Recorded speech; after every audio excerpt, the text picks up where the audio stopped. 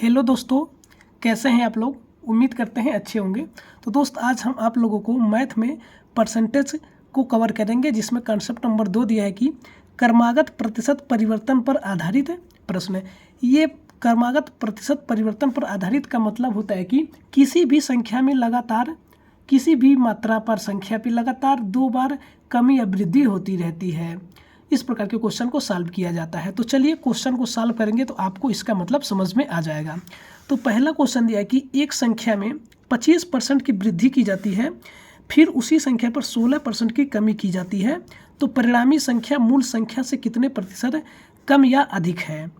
तो सबसे पहला इस प्रकार के क्वेश्चन को करने के लिए सबसे पहला ये एक फार्मूला होता है, a + b + ab बटे 100% है। तो a का मतलब जो पहला वैल्यू दिया रहता है और b का मतलब जो बाद वाला वैल्यू दिया जाता है। तो हम इसी पर अब रखेंगे। तो a बराबर 25 है और b बराबर 16 दिया गया है।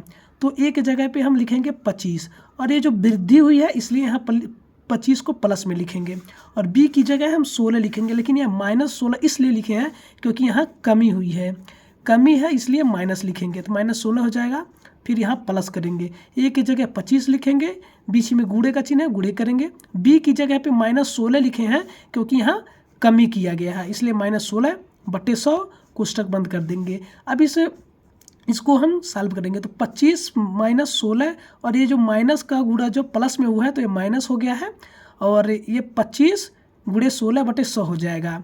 अब हम यहाँ देखेंगे कि 25 में से 16 को जब माइनस करेंगे तो 9 हुआ है, और इस 25 से हम 100 को काटेंगे तो 4 बार में कटेगा, और 4 से 16 को काटेंगे तो 4 बार में कटा जाएगा, 4 चौका 16 हो जाएगा। अब 9 में से जब 4 जाएगा तो यहाँ 5 बचेगा। ये +5 में आया है तो क्या हुई है, वृद्धि हुई है, और अगर यहाँ माइनस रहता तो कमी रहता, इसलिए +5 आया है तो 5% की वृद्धि हुई है। तो इसका विकल्प नंबर ए जो है राइट आंसर हो जाएगा। और अगला क्वेश्चन दिया हुआ है कि ये 2 नंबर क्वेश्चन कह रहा है कि डेविड का वेतन पहले 40% घटाया गया। कितने परसेंट घटाया गया, 40%। फिर 50% बढ़ा दिया गया। उसे अपने शुरुआती वेतन से कितने प्रतिशत का नुकसान हुआ। तो चलिए इस क्वेश्चन को सेम उसी तरह सॉल्व करते हैं। तो फार्मूला क्या है, a + b + ab बटे 100% है। अब हम a की जगह पे 40 लिखेंगे और b की जगह पे 50 को लिखेंगे। तो सबसे पहले क्या है, 40% घटाया गया है तो माइनस लिखेंगे, यानी कि -40 कर देंगे। और दूसरा क्या कह रहा है, फिर 50% बढ़ा दिया गया। कितने परसेंट बढ़ा दिया गया, 50% बढ़ा दिया गया, तो इसलिए हम यहाँ प्लस करेंगे और यहाँ 50 लिख देंगे। बीच में प्लस है तो बीच में प्लस को लिख देंगे।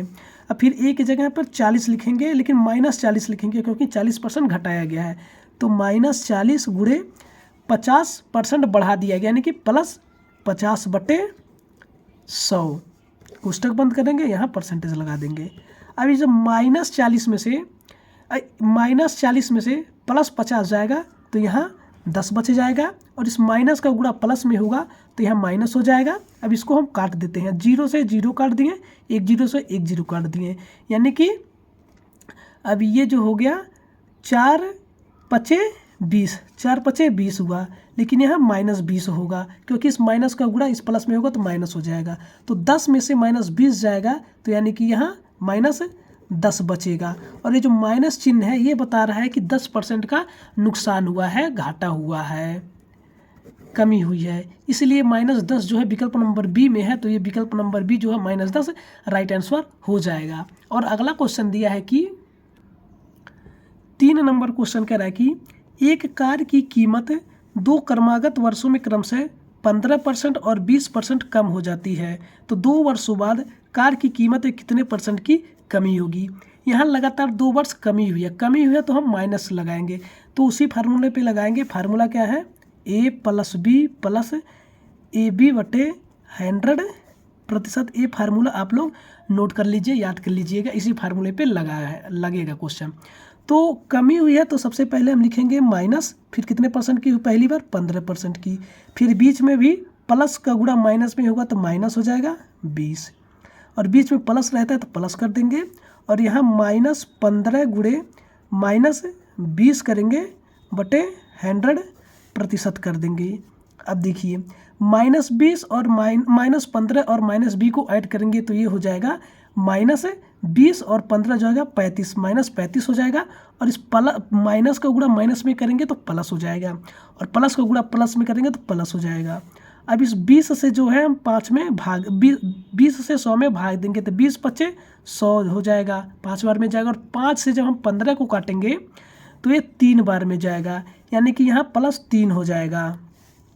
तो -35 से जब 3 जाएगा तो -32 आएगा, -32% है। ये जो माइनस चिन्ह आया है इसका मतलब नुकसान हुआ है, कमी हुई है। अगर यहाँ +32 आता या प्लस कुछ भी आता तो यहाँ बढ़ जाता।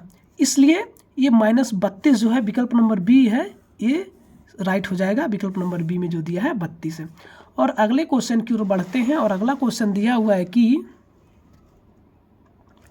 कह रहा है कि यदि किसी मूवी टिकट की कीमत में 12.1/2% की वृद्धि हुई है तथा टिकटों की बिक्री में भी 8.1/2% की वृद्धि हुई तो आय में प्रतिशत परिवर्तन ज्ञात कीजिए, यानी कि कितने प्रतिशत की परिवर्तन हुआ। तो चलिए इस क्वेश्चन को सॉल्व करते हैं। तो इसमें सबसे पहले ये जो भिन्न मतलब देखिए, भिन्नों में दिया है ना, भिन्न 12.1/2, 8.1/2। पहले वाले क्वेश्चन में देता था 10% कमी, 20% वृद्धि। तो इसलिए यहाँ अब हम जो है अनुपात का नियम लगाएंगे। जब ये भिन्न में दिया है तो कौन सा नियम लगाएंगे? अनुपात का नियम लगाएंगे। अनुपात का नियम लगाएंगे। तो सबसे पहले हम ये लिखेंगे कि तो सबसे पहले हम 12.1/2% का मान लिखेंगे। 12.1/2% बराबर क्या होता है? तो सबसे पहले 12 का गुणा 2 में 2 का गुणा 12 बार करेंगे 24 और एक 25/2% हो जाएगा। और अब यहाँ हम 25/2 और परसेंट का मतलब होता है 1/100 गुणे 100 कर देंगे। अब 25 चौका 100 यानी कि 1/8 हो जाएगा। 12 से 1/2 का मतलब 1/8 होता है भिन्न में बदलने पर। उसके बाद से 8 से ही 1/2 को जो हम भिन्न में बदलेंगे तो सबसे पहले हम लिखेंगे 8 दूना 16, 17/2 गुणे 100 कर लेंगे, यानी कि ये 17/200 हो जाएगा। अब हम क्वेश्चन को सॉल्व करते हैं। मूल्य जो दिया है, मूल्य टिकट की कीमत में 12.1/2% की वृद्धि हुई है। कितने की वृद्धि हुई है? 12.1/2% की वृद्धि हुई है। तो यहाँ प्लस करेंगे। और टिकटों की बिक्री में भी 8.1/2% की वृद्धि हुई है, तो हम यहाँ प्लस करेंगे। तब देखिए पहले इसका कीमत जो है 8 था, उसके बाद 1 रुपये बढ़ा, 8 एक 9 हो गया, इसका कीमत 9 रुपये हो गया। उसके बाद इसकी बिक्री भी जो है बढ़ी है, बिक्री में भी बढ़ोतरी है। पहले इसका बिक्री 200 रुपये, मतलब 200 टिकट बिकते थे। कितने टिकट बिके थे? 200 टिकट बिके थे।